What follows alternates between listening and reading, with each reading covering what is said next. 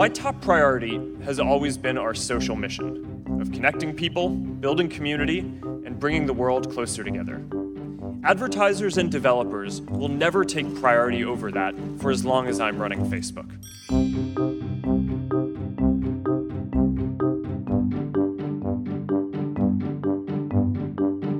You commit today that Facebook will extend the same protections to Americans that European users will receive under the GDPR? Yes, Congressman. We believe that everyone around the world deserves good privacy controls. We've had a lot of these controls in place for years. The GDPR requires us to do a few more things, and we're going to extend that to the world. Is your data included in the data sold to the malicious third parties? Your personal data? Yes. Was there a directive to put a bias in? And first, are you aware of this bias that many people have looked at and analyzed and seen?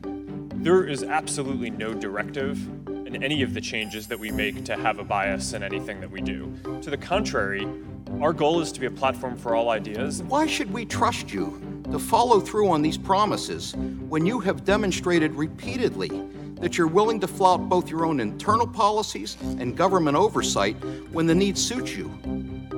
Congressman, respectfully, I disagree with that characterization. Will you work with this committee to help the U.S. put in place our own privacy regulation that prioritizes consumers' right to privacy, just as the EU has done? Congressman, yes, I'll make sure that we work with you to flesh this out. What standards do you apply to try to determine what's hate speech versus what's just speech you may disagree with?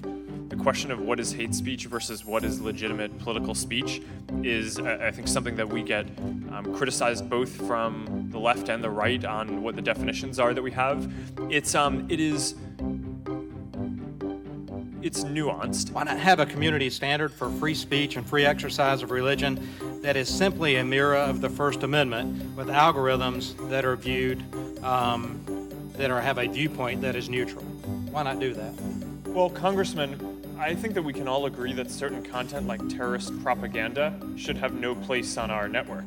And the First Amendment, my understanding of it, is that that kind of speech is allowed in the world. I just don't think that it is the kind of thing that we want to allow to spread on the internet.